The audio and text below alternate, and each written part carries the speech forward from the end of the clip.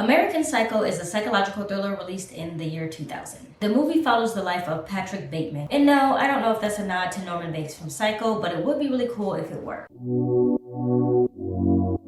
Patrick is a wealthy and successful investment banker living in New York in the 1980s, with some peculiar extracurricular activities and a really amazing 15-step skincare routine. You might be able to say a lot about Patrick, but you cannot say that his skin is not flawless. American Psycho is also where we get this amazing meme, so you already know this movie is an important part of history. Now, it is pretty obvious from the beginning that Patrick is a bit different. He seems deeply uninterested in his fiancée and his job, but he says that he's doing it to kind of keep up appearances and that he just wants to be liked. And we all can relate with that. He is living every corporate person's dreams. He's eating at fancy restaurants for lunch. He's comparing business cards with his colleagues. One thing that I love about this movie is how Patrick speaks in this stereotypical uppity accent. You know exactly which one I'm talking about. Gosh darn it, how the hell are you? That's how he talks, but like with dark undertones. And it just makes his character that much better. As the story progresses, we get to see Patrick descend into madness. He begins to indulge in increasingly violent and increasingly sadistic behavior.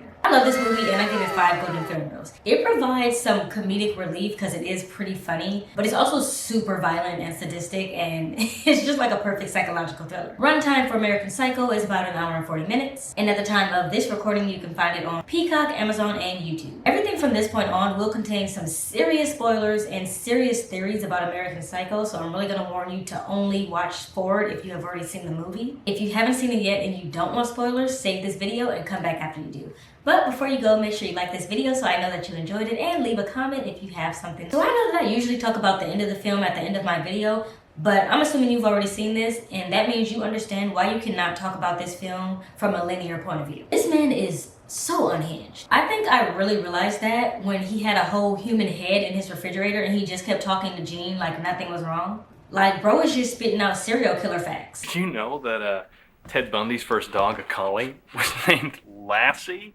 Had you heard this? Who's Ted Bundy?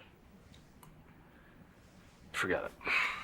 I truly believe in my heart of hearts that Patrick Bateman is the Napoleon Dynamite of serial killers. He's so unhinged, so awkward, but he's also a lunatic. The first time I watched this movie, I actually did not pick up on the fact that one of the theories is that it's all in his head. Like, that just did not resonate with me. It wasn't until I started discussing this film with some of my friends that I realized that that was a theory in the American Psycho zeitgeist, that it was all in his head and all imaginary. At the end of the film, Patrick starts talking to his lawyer at the restaurant, and he's recounting this voicemail where he basically admitted that he had killed a bunch of people. But I don't know if a lot of people noticed that in that scene, he refers to Patrick Bateman as if he's not speaking to Patrick Bateman.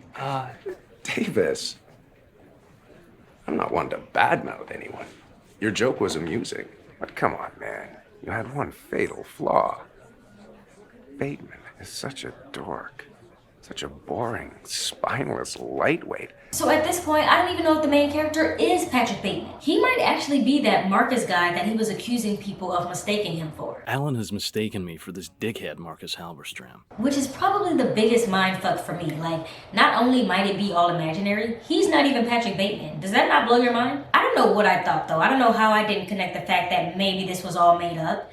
I guess I thought that he called his lawyer and his lawyer was some type of fixer and fixed it all for him. I also kind of feel like Patrick is some type of Truman in his own version of the Truman Show, and everybody is just gaslighting him into thinking that he's not a murderer when we all know that he is. I mean, there are so many possibilities for what the fuck is actually happening in this movie. Even the real estate agent is like, no one named Paul Allen ever lived here, sir. Are you okay? I mean, let's be completely honest. The only reason that we know Paul Allen actually exists is because his lawyer said that he had lunch with him. But everything else is completely up for discussion. So yeah, I mentioned not realizing that it was maybe all in his head when I first watched it, but in my defense, it is really hard to tell. From the audience's point of view, Patrick Bateman does always display some form of narcissism. Even when he's being intimate with the two workers, he's really focused on himself in the mirror and not even worried about what they're actually doing. He's ridiculously misogynistic and seems to hate most women, including his fiancée. And he has a super competitive spirit where he wants everything to be about him. I mean, he's sitting here comparing business cards with people and wants to talk about who has a glossier finish,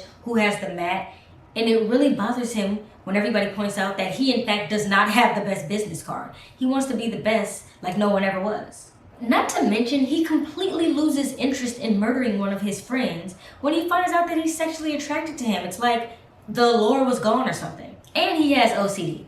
All of that combined, we would definitely consider odd and unusual behavior, but none of that means that he's making it all up. So in my defense, it's not that easy to tell. I think we can all agree that the single most greatest scene in this film is when he takes Paul Allen home and is having casual conversation with him as he is putting on an entire serial killer uniform and then proceeds to absolutely slaughter this man while Hip to Be a Square plays in the background. I mean, it does not get much more insane than that. So they're kind of dropping that in. It's like, no, Patrick Bateman is really a completely uninteresting man. Another thing I wanted to touch on about this movie is the romanticization of serial killers. This is an ideology that I first heard about when Netflix released the Dahmer series. And it's this idea that Netflix or American Psycho or Hollywood in general is pushing this narrative of attractive serial killers, leading people, mostly women, to romanticize them and kind of fall in love with the idea of a serial killer. Now, I am sure that I am the most unpopular opinion on this situation, but the reality is they casted a sexy actor to play Dahmer because the actual Jeffrey Dahmer man was an attractive man, as well as Ted Bundy.